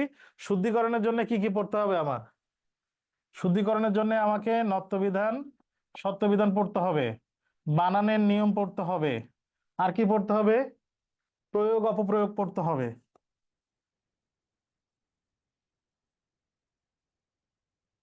মনে আছে কিনা? এগুলো কিন্তু কয়েকবার লেখা হয়েছে। তাই নোট করার সময় যে যে সাথে যা যা আর যা যা বলি সেগুলো একটু নোট করে নিও। ফাইন, অনেকে লিখেছে, অসংখ্য ধন্যবাদ। ট্রায়োলজি, ট্রায়োলজি, ট্রায় মানে হচ্ছে 3। ট্রায়োলজি ত্রৈমাসিক না, স্বচ্ছ না, ত্রিবিদ্যা না, ত্রয়ী। ট্রায়োলজি, যেরকম ত্রয়ী উপন্যাস। আমি আগের দিন ক্লাসে বলেছিলাম বঙ্কিম বঙ্কিমচন্দ্রের ত্রয়ী উপন্যাস কোনটা?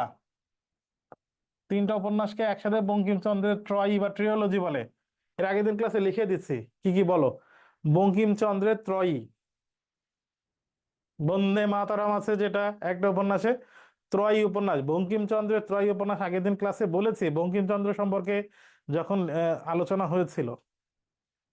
কি কি বলো, তোমরা এটা কইতে থাকো। তাহলে এটার পাশে কি লিখবো? এটার পাশে আমরা লিখবো পারিভাষিক শব্দ। দেখো ইন্টারমিডিয়েটে পারিভাষিক শব্দ তোমাদের সিলেবাসে আছে, এই জন্য পারিভাষিক শব্দ ইম্পর্টেন্ট আমাদের জন্য। পারিভাষিক শব্দ থেকে প্রশ্ন হইতে পারে। বঙ্কিমের ত্রয়ী এখনো তোমরা কেউ পাও নাই? বঙ্কিমের ত্রয়ী এখনো কেউ পাও নাই? কাহিনী কি? এতক্ষণ গুগলে সার্চ মারলেও তো পাওয়া যাইতো, ফেসবুকেও দেখতেছি না।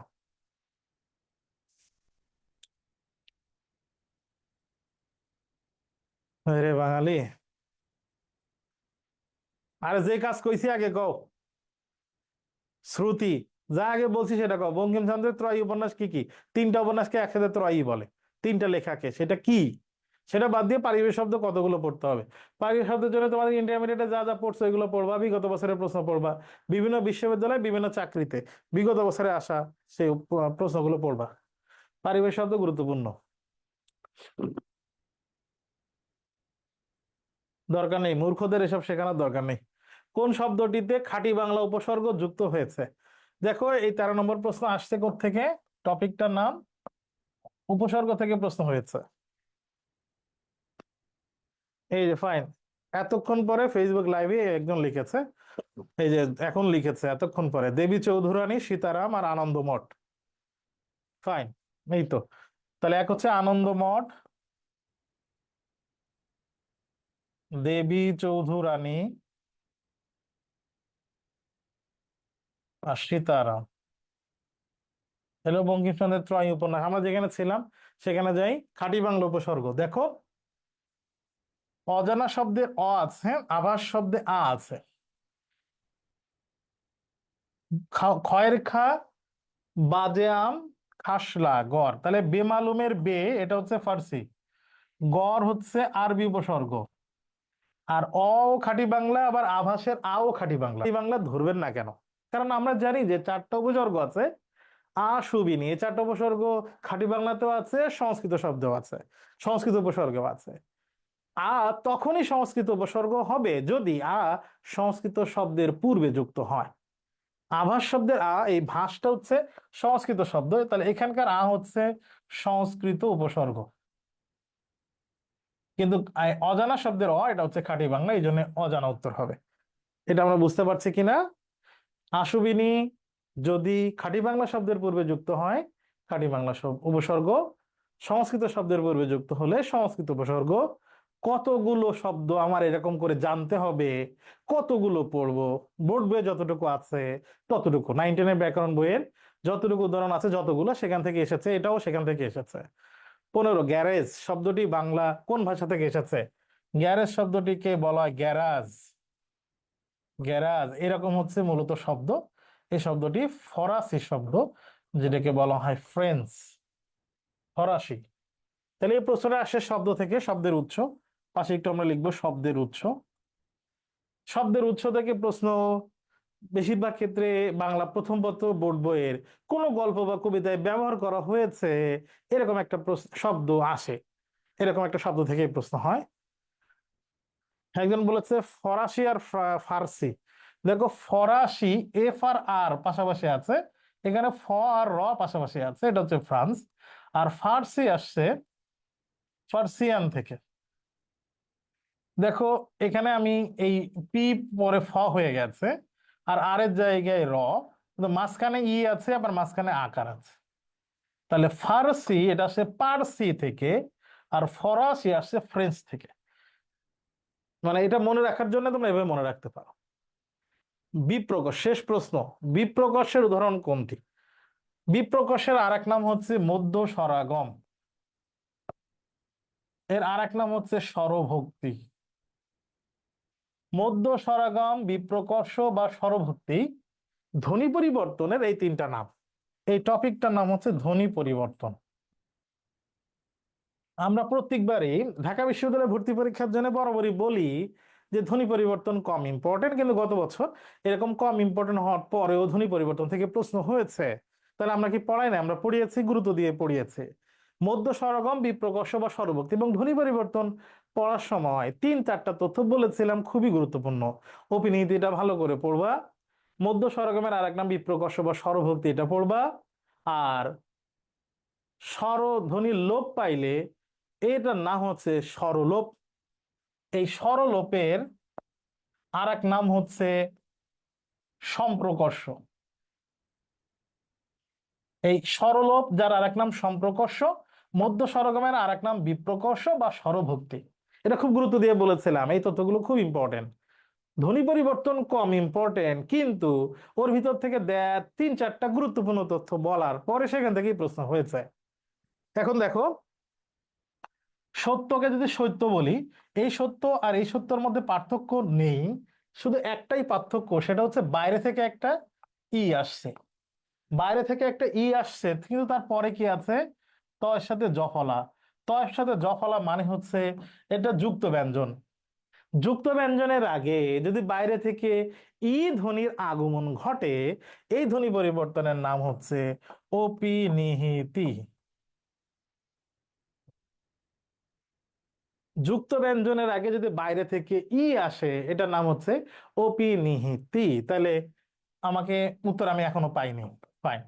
বিলাতি কে বিলিতি, দেখো এখানে ই, এখানে ই, এখানে ই, এখানে ই, এখানে ছিল আ, এখানে হয়েছে ই। বিলাতি এবং বিলিতি যে ধ্বনি পরিবর্তন হয়েছে, এখানে যে পরিবর্তনটা হয়েছে সেটা হচ্ছে ছিল আ কার, পরে হয়েছে ই কার। কার মানে স্বর। কারের এরকম পরিবর্তন হলে সে ধ্বনি পরিবর্তনের নাম স্বরসঙ্গতি। কারের পরিবর্তন হয় স্বরসঙ্গতি। বিলাতি বিলিতি এটা স্বরসঙ্গতি, কারের পরিবর্তন হইলেই এটাকে বলে স্বরসঙ্গতি। তাহলে এখন উত্তর পাইলাম না। বেঞ্চকে যদি বেঞ্চি বলি, তাহলে ই ধ্বনির আগমন ঘটছে শব্দের কোথায় দেখা যাচ্ছে এখানে, কিন্তু বেঞ্চ ই বলবো যখন, তখন শব্দের শেষে একটা ই ধ্বনির আগমন ঘটেছে। তার মানে স্বরধ্বনির আগমন ঘটেছে শব্দের কোথায়? শেষে। অনেকে প্রশ্ন করতে পারে যে ভাইজান বা স্যার, আমি তো দেখতেছি ইটা মাঝখানে আইছে।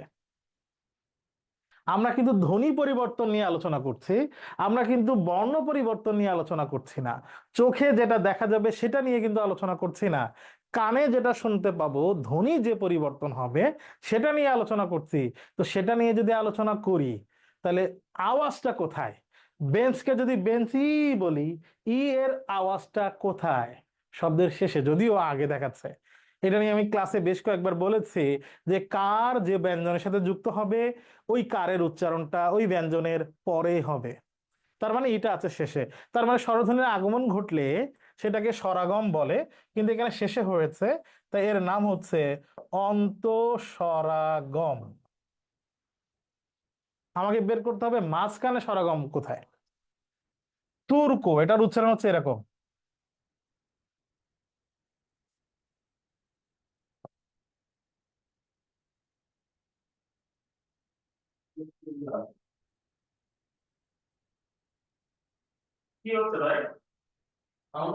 এটা তো আমার কোশ্চেন, কি হইতেছে?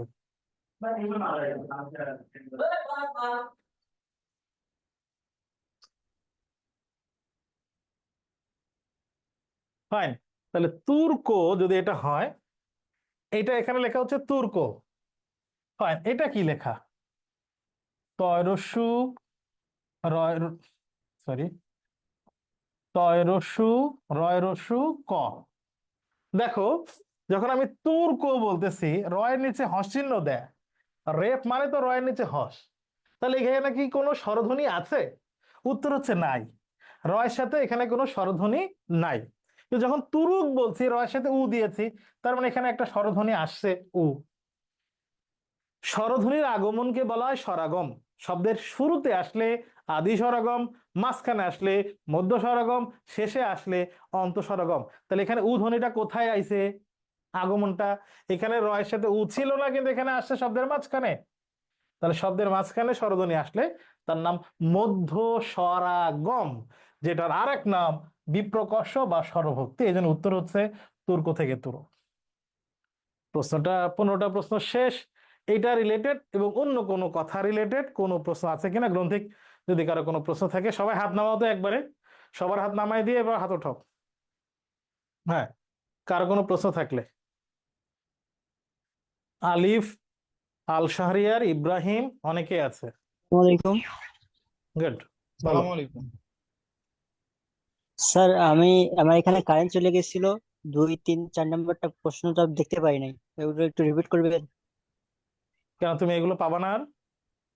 না স্যার, আপনার থাকতে যদি বুঝাই দিতেন একটু ভালো বুঝতাম। তো বুঝিয়ে তো দিয়েছি, সেখানেও তুমি আমাকেই পাবা, এটা আরেকবার দেখে নিবা। তো স্যার, এটা রেকর্ড সাত সাত নাম্বার ফেসবুকে পাবা প্রশ্নে আবার, এটা দেখে নিবা। হ্যাঁ, আর কার প্রশ্ন?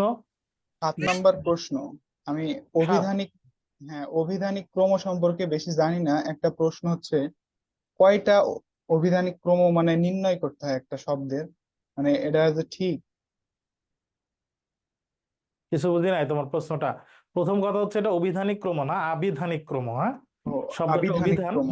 অভিধান যুক্ত ইক হলে সেটা হয় আবিধানিক। হ্যাঁ হ্যাঁ, এখন বলো প্রশ্ন। আবিধানিক আবিধানিক ক্রম কয়টা নির্ণয় করতে হয়, মানে সঠিক নির্ণয় করতে হলে একটা অপশনকে। কয়টা মানে? একটু প্রশ্নে যান।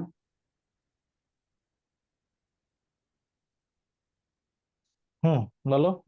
এই যে নাম্বার প্রশ্নে যে আমরা এ এবং ক এর এটা আবিধানিক তোমার ক্রম সেন্স, নির্ণয় করছি। তোমার সেন্স ঠিক থাকলে হবে। তোমার কি নাম? আল শাহরিয়ার আরাফাত।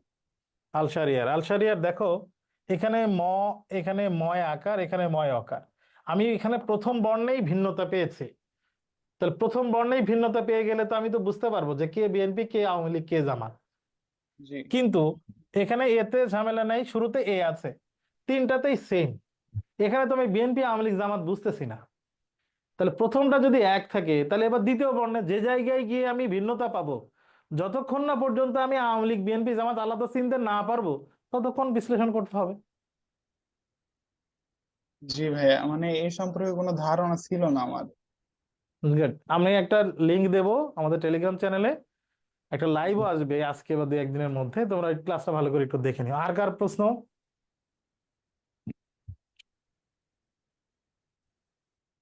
এই যে একজন যে লিখছে, মাহমুদুল হাসান ভাই, আজান দিচ্ছে, নামাজে যাইতে হবে, কানের নিচে দেবো। নামাজের জন্য একটা স্পেসিফিক টাইম দিয়েছি তোমাদের, আমরা বিরতি দেবো। এখন তুমি নীলফামারীতে একরকম আজান, তোমার এখানে একরকম আজান, এরকম হলে তো হবে না। আমাদের একটা টাইম বলা আছে, 4:40 থেকে 4:50, এই টাইমে আমরা আজানের নামাজের বিরতি দেবো। হ্যাঁ, আর কার প্রশ্ন? সাবিয়া, তোমার অধ্যাপকের কথা আমি এখন আর প্রশ্ন নিচ্ছি না, অনেক আলোচনা করছি, ভালো করে ব্যাখ্যা করছি। স্যার 15 নম্বরটা যদি একটু বুঝিয়ে দিতেন। 15 নম্বরে তুমি ক্লাসে ছিলে? স্যার নেটওয়ার্কে প্রবলেম করছিল তো এই জন্য তাহলে দেখতে আবার পাইনি। দেখে নিবা, আবার দেখে নিবা। আমি তোমাকে সহ সবাইকে বলে নিচ্ছি, ক্লাসে যেটা বলা হয় তুমি মিস করেছো, তুমি যদি বলো আবার বলতে, এটা প্রশ্ন করবা না কাউকে, আমাকে না, কোনো স্যারকে না। তোমাদের ক্লাসের রেকর্ড দেওয়া হবে কি জন্য, যাতে করে তুমি আবার করতে পারো। আর যেহেতু এটা জি স্যার। লাইভ হচ্ছে, নর্মাল জুম ক্লাসে আমরা হয়তো করতে পারি মাঝে মাঝে, কিন্তু যেহেতু লাইভ হচ্ছে ওইটা সম্ভব না। হ্যাঁ, তুমি আবার দেখবা, না পারলে এবার আমাকে ইনবক্স করবা অথবা গ্রুপে লিখবা, আবার বুঝাই দেবো তোমাকে। ভাইয়া হ্যাঁ, 14 নম্বর প্রশ্নের সোর্স লেখা আছে, শব্দ উৎস। হ্যাঁ, ভাইয়া ওই বিশেষণের ক্ষেত্রে যে আহ বিশেষণের দোষ গুণ সংখ্যাবাচক, এরা তো তাহলে বিশেষণের কোনো তো অর্থ নাই। ও সবসময় অন্যকে যেহেতু মডিফাই করে, তাহলে তো বিশেষণ আলাদা কোনো কি আছে নাকি? যেমন দেখো তোমার ক্রিয়া নাম কি? মোহাম্মদ ইব্রাহিম। ইব্রাহিম। ইব্রাহিম, আমি বললাম যে ইব্রাহিম ছেলেটা বোকা, বোকা হ্যাঁ, ইব্রাহিম। ধরো আমি বললাম, ধরে নাও, হ্যাঁ, এখানে বোকা কি বিশেষণ না? হ্যাঁ, সেটাই বলছি। তাহলে ইব্রাহিমকে বোকা বলা হয়েছে, তো বোকা শব্দের কি কোনো অর্থ নেই? ও, ইব্রাহিমকে যে মডিফাই করছে ভাই, সেটাই মডিফাই বলতেছি। করতে তো তোমার সমস্যা কি? তাহলে ওখানে বোকার কোনো অর্থ আছে কিনা? হ্যাঁ আছে, তাহলে সেটাই বলতে সেটাই বুঝতে চাইছি। কি বুঝতে চাচ্ছ বলো, তুমি কি বোঝানো সেটা কো। আমি কোনো মানে একটা জিনিস বুঝিয়েছি, তুমি এক্সট্রা তার ওখানে এসে আবার এইটা এইটা নতুন করে তথ্য দরকার নেই তো, তুমি কোনটা বোঝো নাই সেটা বলো। এখন বুঝেছি ভাইয়া, এখন সমস্যা নেই। ওকে, থ্যাংক ইউ। আর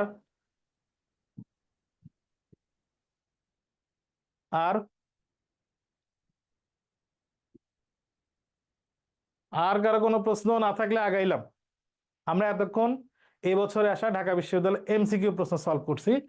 এবার আমরা দেখি এক নজরে এমসিকিউ প্রশ্ন কয়টা আসছে। আর হাত নাই স্যার, ফাইন ফাইন।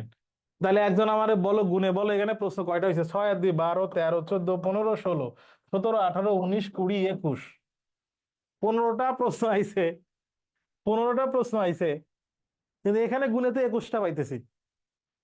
তাহলে নিশ্চিত আমার কোনো একটা ভুল হয়েছে, কিন্তু আমি কইতেছি আমার ভুল হয়নি। আমি সচেতন ভাবেই এইখানে এভাবে লিখেছি। কেউ একটা, কেউ বলতে পারে, কেউ এটা বলতে পারবে যে কেন এখানে 21টা হইলো প্রশ্ন 15টা? কেউ বলতে পারবে? যে পারবে তাকে চকলেট দেবো, দাঁড়াও চকলেট দেখাইতেছি, চকলেট আছে আমার পকেটে। কে পারবে বলতে?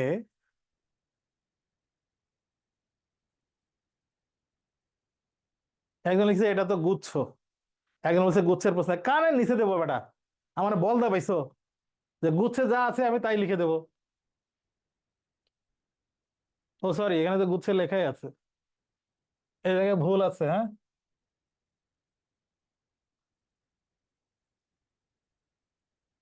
এখানে একটু বলদামি আমি করে ফেলাইছি, সরি আমি বলদামি করে ফেলাইছি। গুচ্ছের স্লাইডের থেকে তো পরে এটা অ্যাড করা, কিন্তু ওইটা ডিলিট করা হয় নাই। অন্য কোনো জায়গায় এটা এরকম নেই, কিন্তু এটা ডিলিট করা হয় নাই। ফাইন, তাহলে এটা ডিইউ হবে, পোস্ট বিশ্লেষণ ডিইউ 23-24 হবে এক নজরে। বাকি সব ঠিক আছে, কিন্তু ওইখানকার ওইটা এডিট করা হয় নাই, সরি আমি বলে বসছি স্যার। ফাইন, তাহলে এখন প্রশ্ন হচ্ছে যে কেন এখানে 21টা আসলো। দেখো, আমি গদ্য পদ্যের মধ্যে 6টা ধরছি, আবার গদ্য পদ্যের মধ্যে ওই যে চলনসই থেকে একটা প্রশ্ন হয়েছে অপরিচিতার, আমি ওটা ক্রিয়ার কালেও ধরেছি,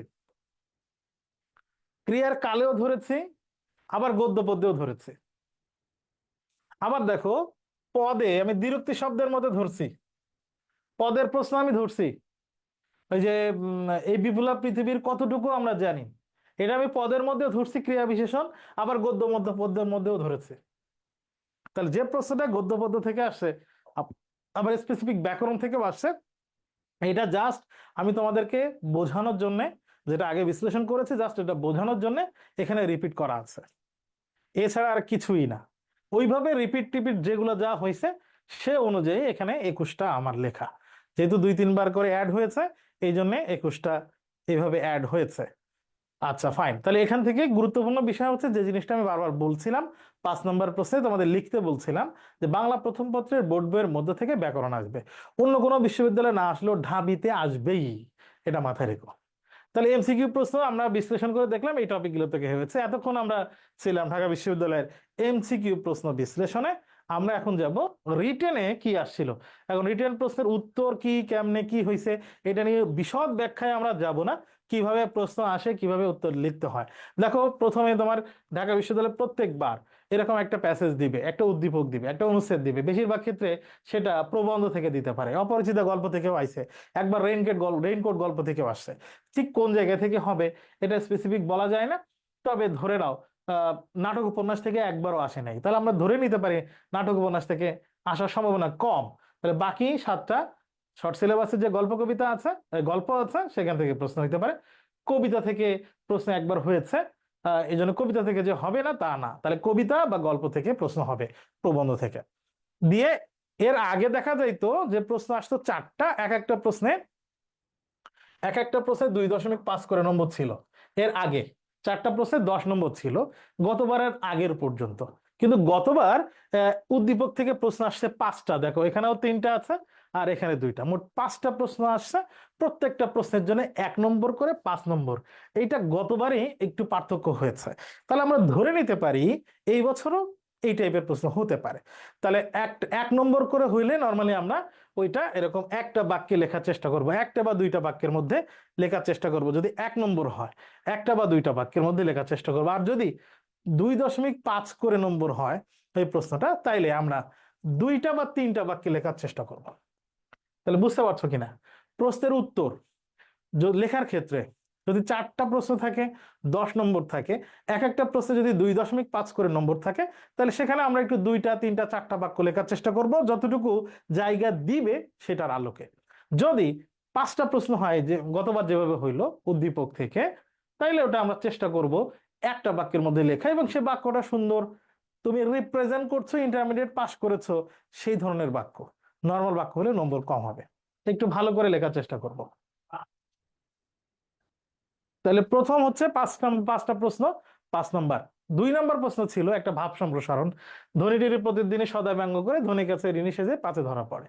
এইটা সরাসরি হয়তো 9-10-এর বোর্ড বইয়ে ছিল না এই ভাব সম্প্রসারণটা, কিন্তু এইটা ছাড়া এর আগে এবং পরে ঢাকা বিশ্ববিদ্যালয়ের ABC ইউনিটে ভাব সম্প্রসারণ আসে দেখা যায়।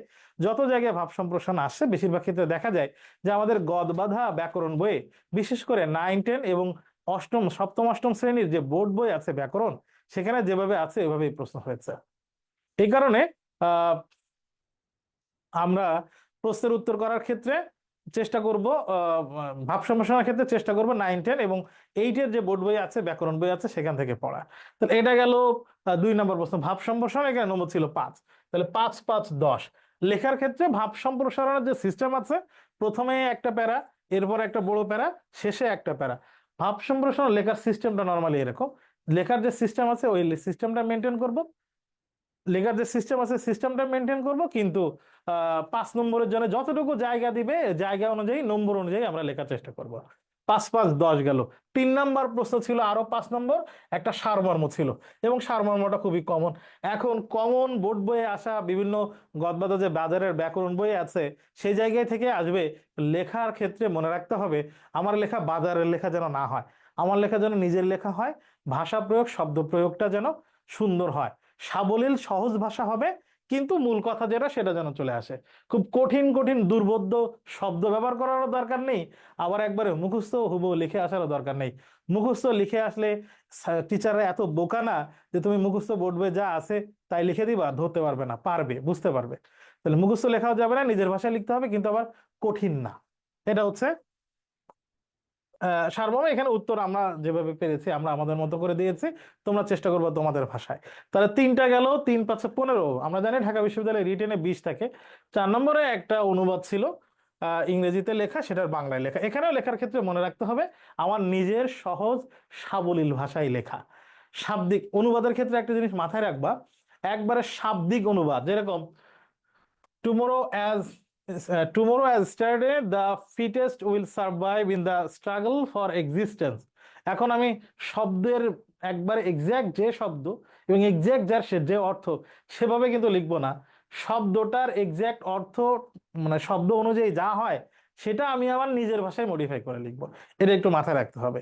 নিজের ভাষা গুরুত্বপূর্ণ, কিন্তু আবার এরকম না কঠিন, আবার এরকম না যে যা ওখানে বলেনি তা। যা ওখানে বলেছে নিজের ভাষায় লিখবো, বোঝাইতে পারি, যিনি খাতা দেখবেন তাকে যেন বোঝাইতে পারি যে আমি এটার অর্থ বুঝতে পেরেছি, তবে কঠিন ভাবে না। তাহলে লিখিততে আমরা দেখলাম অনুবাদ ছিল, সারমর্ম ছিল, ভাব সম্প্রসারণ ছিল, এবং উদ্দীপক থেকে 5টা প্রশ্ন।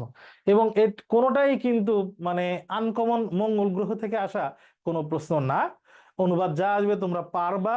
ভাব সম্প্রসারণ সারমর্ম সারাংশ যা পড়েছো, তোমার বোর্ড বইয়ের কোনো একটা প্যারা বা বোর্ড বইয়ের কবিতার কোনো একটা অংশ এটা দিয়ে দিতে পারে, বোর্ড বইয়ের কোনো একটা বাক্যের লাইনও দিয়ে দিতে পারে, 9-10-এর কোনো বইয়ের লাইন দিতে পারে, অথবা তোমাদের বেশিরভাগ ক্ষেত্রে তোমরা ভাব সম্প্রসারণ সারাংশ সারমর্মের জন্য যেসব বই পড়েছো সেখান থেকে হইতে পারে। তাহলে এটা গেল রিটেন। এখন আমরা দেখব যে আসলে ঢাকা বিশ্ববিদ্যালয়ে রিটেন থেকে 2023-24 কি কি আসছিল। দেখো আমরা দেখলাম যে একটা উদ্দীপক আসছে, তার 5টা প্রশ্ন ছিল, এবং সেটা আমার পথ প্রবন্ধ থেকে ছিল, একটা ভাব প্রসারণ ছিল, একটা সারমর্ম ছিল, একটা অনুবাদ ছিল ইংরেজি থেকে বাংলা। এটা গেল 2023-24 সালে লিখিত যা আসছিল। আমরা একটু এবার এক নজরে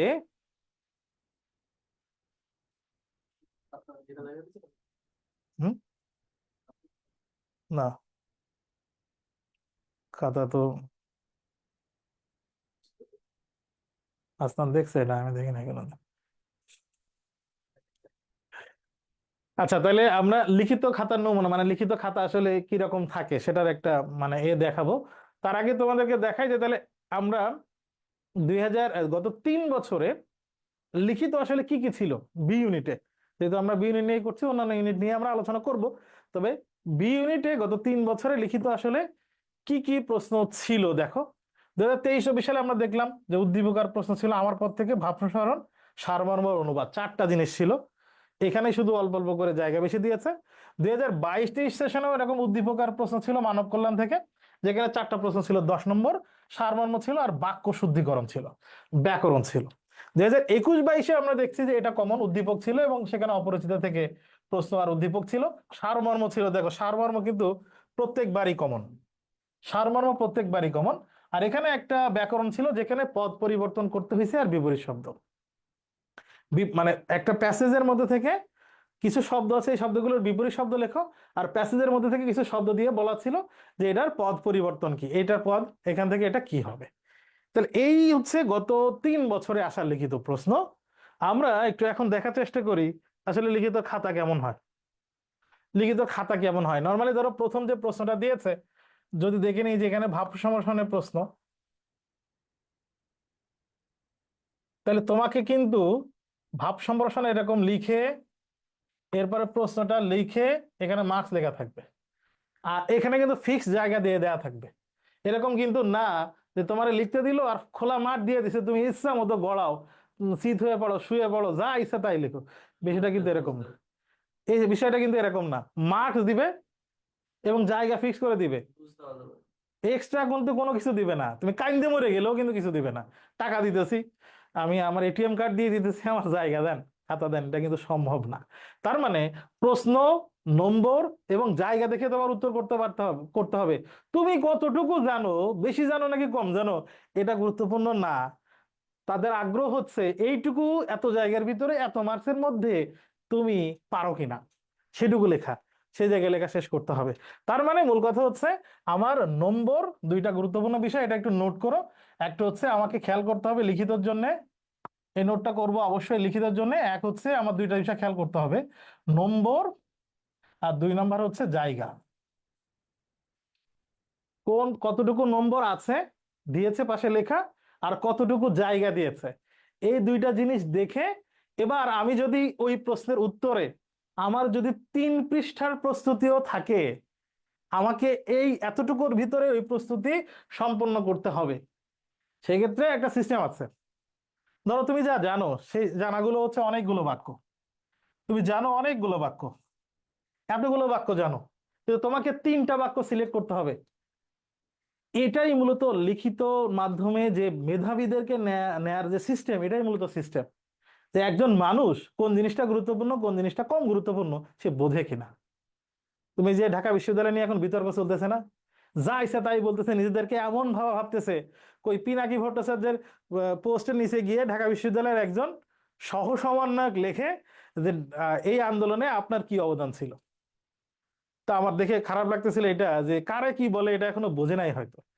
গত কয়েকদিন ধরে ঢাকা বিশ্ববিদ্যালয়ের বিভিন্ন শিক্ষার্থীর বিভিন্ন লেখা কাজকর্ম দেখে নিজেরও খারাপ লাগতেছে। মাঝখানে বিয়ে নিয়ে একটা আন্দোলন তারা শুরু করছিল, মানে এগুলো দেখলে মেজাজ খারাপ লাগে যে এরা কি নিয়ে ব্যস্ত থাকার কথা, কি নিয়ে আসলে ব্যস্ত আছে। মানে নিজেদের ভিতরে যে একটা মানে মুই কি হনু ভাব, এটা এখনো যায় নাই।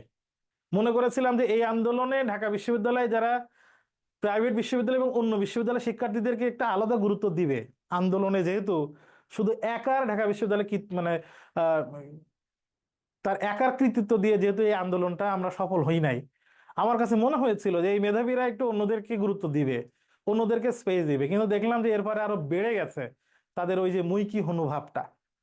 তা আমার কাছে মনে হয়েছে যে এই লিখিতর বিষয়টাও কিন্তু ঠিক ওই রকম। এই ধরনের নামে মেধাবী কিন্তু কাজে কিছুই না, এই ধরনের বলদদেরকে বাছাইয়ের একটা পদ্ধতি হচ্ছে লিখিত।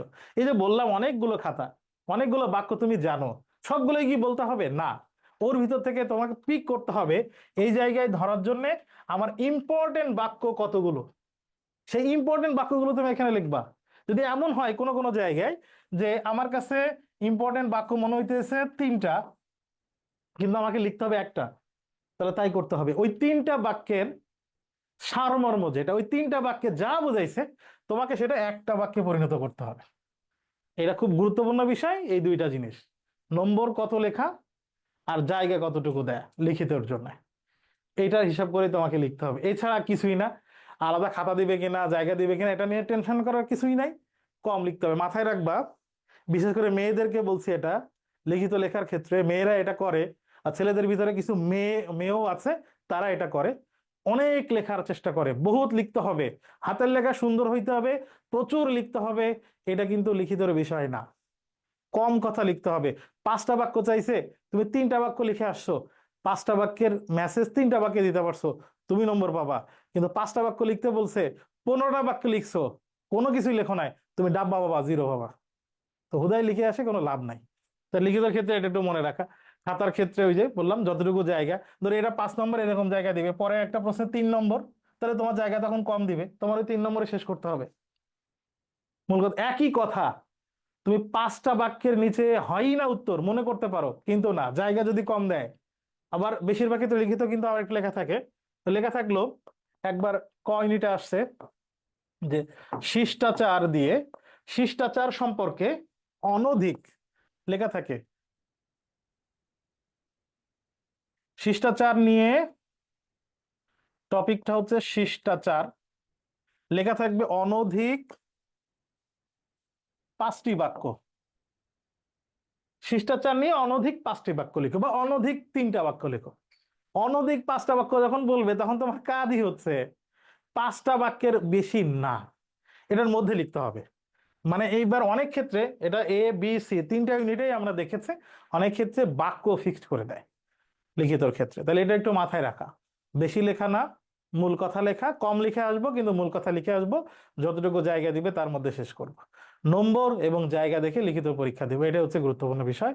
আমরা একটু এক নজরে লিখিত তো দেখলাম যে কি কি প্রশ্ন আসছে গত 3 বছরে। এবার একটু দেখি, আমরা যত বিশ্লেষণ করলাম, সব বিশ্লেষণে এমসিকিউ থেকে আসলে 3 বছরে বি ইউনিটে কি কি প্রশ্ন আসছিল। আমরা গদ্য পদ্য থেকে এখানে আসছে, এখানে কিন্তু ব্যাকরণগুলো আলাদা করে ফেলেছে। 3টা আসছে, এরপর আগে বসে আসছিল 1টা, তার আগে বসে আসছিল 3টা। এটা গদ্য থেকে। পদ্য থেকে গতবার সরাসরি কোনো প্রশ্ন আসেনি, বিপুলের পৃথিবী যেটা আমরা ধরেছি শর্ট সিলেবাসের বাইরে, যদি ওটা ব্যাকরণের মধ্যে ধরা, এই কারণে এখানে নাই। এখানে আসছিল 1টা, তার আগে আসছিল 3টা। নাটক থেকে এবং উপন্যাস থেকে এবছর কোনো প্রশ্ন আসেনি, কিন্তু তার আগে 1টা 2টা করে প্রশ্ন আসতে দেখা যায়। ধ্বনিবর্ণ থেকে প্রত্যেকবারই প্রশ্ন হয়েছে, শুদ্ধিকরণ থেকে প্রত্যেকবারই প্রশ্ন হয়েছে 3 বছরে, উচ্চারণ সূত্র থেকে গতবার হয়েছিল, আগে 2 বছর আবার হয়নি। সন্ধি থেকে এর আগের বছর প্রশ্ন হয়েছিল, তার এই বছর এবং তার আগের বছরে প্রশ্ন হয়নি। সমাস থেকেও তাই। পদ থেকে দেখছি প্রত্যেকবার প্রশ্ন হয়েছে, ক্রিয়ার কাল থেকে এবার হয়েছে, আগে 2 বছর হয়নি। শব্দ থেকে প্রশ্ন হবে। ধ্বনি পরিবর্তন থেকে গত 3-4 বছরে গতবারই শুধু প্রশ্ন হয়েছে। উপসর্গ থেকে প্রশ্ন হয় কমন। বিরক্তি শব্দ থেকে এবার হয়েছে একটা। পারিভাষিক শব্দ কমন জিনিস, প্রত্যেকবারই আসে। সমর্থক শব্দ এরকম, বাগধারা, আর নিচে আসে এক কথায় প্রকাশ। সমর্থক শব্দ, বাগধারা, এক কথায় প্রকাশ, এই 3টার মধ্যে সব থেকে বেশি ইম্পর্টেন্ট ঢাবিতে এক কথায় প্রকাশ। এটা হচ্ছে এমসিকিউ। আমরা লিখিত দেখলাম, লিখিত খাতা দেখলাম। এখন এখানে যেটা দেওয়ার চেষ্টা করেছে, এই যে 3 বছরের প্রশ্ন বিশ্লেষণ এবং এই বছরের প্রশ্নটাকে বেশি গুরুত্ব দিয়ে আমার কাছে মনে হয়েছে এই টপিকগুলো অবশ্যই পড়তে হবে ঢাবির জন্য। গদ্য পদ্য, উপন্যাস, নাটক, শুদ্ধিকরণ, উচ্চারণ, ধ্বনিবর্ণ, সমাস, উপসর্গ, শব্দ আর পদ, এই পর্যন্ত এই টপিকগুলো অবশ্যই পড়বো। এই টপিকগুলো পড়া বাদ দেওয়া যাবে না। এর বাইরে মুখস্থ ব্যাকরণের মধ্যে ইম্পর্টেন্ট হচ্ছে প্রতিশব্দ, পারিভাষিক শব্দ, এই 2টা জিনিস। আর ক্রিয়ার কালটা এর মধ্যে একটু কম গুরুত্বপূর্ণ, না ব্যাকরণের মধ্যে একটু কম গুরুত্বপূর্ণ। এর বাইরে আমাদের আর এই টপিকগুলো পড়বো আমরা ঢাবির জন্য। তবে এই যে কালার করা আছে যে টপিকগুলো, এই টপিকগুলো থেকে একটু কম গুরুত্বপূর্ণ। তার মধ্যে আছে বাক্য, সন্ধি, ধ্বনি পরিবর্তন, বাগধারা, এক কথায় প্রকাশ। তাহলে প্রথম কথায় সাজেশন থেকে তোমাদের প্রতি পরামর্শ হচ্ছে, ঢাকা বিশ্ববিদ্যালয়ে ভর্তি পরীক্ষার প্রস্তুতি নিতে আমি এই সব টপিক পড়বো, এখানে যেগুলো দেয়া। এখানে কিন্তু অনেক টপিক বাদ দেওয়া হয়েছে, তোমরা দেখলে বুঝতে পারবা যখন পড়া শুরু করবা। তাহলে শুরু করবো প্রথমে এইগুলা আমি বেশি গুরুত্ব দিয়ে পড়বো। এর পরে গুরুত্বপূর্ণ হচ্ছে এইগুলা। তবে এই স্লাইডে যতগুলো দিয়েছে সবগুলোই গুরুত্বপূর্ণ ঢাবির জন্য। কম গুরুত্বপূর্ণ, বেশি গুরুত্বপূর্ণ বললাম, যেগুলো বাদ দিয়েছে এগুলো বাদ দিয়ে এগুলো প্রস্তুতি নেব। যদি সব আমি পারি, সব প্রশ্ন পারছে এই টপিকগুলো, তারপরে আমি বাদ দেওয়া টপিকগুলোতে যাব। এখন তোমাদের কারো কোনো প্রশ্ন বা কোনো কথা আছে কিনা?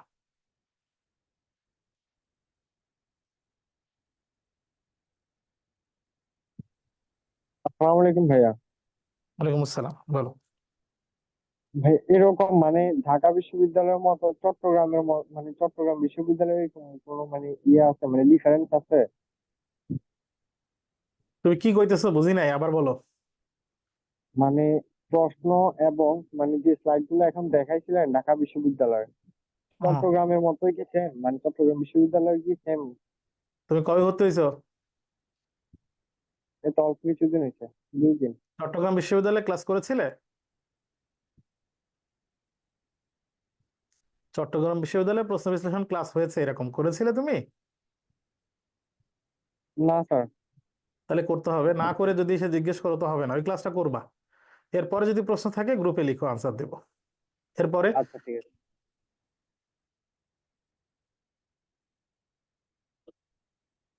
আর কারো কোনো প্রশ্ন? কেউ হাত ওঠায় নাই।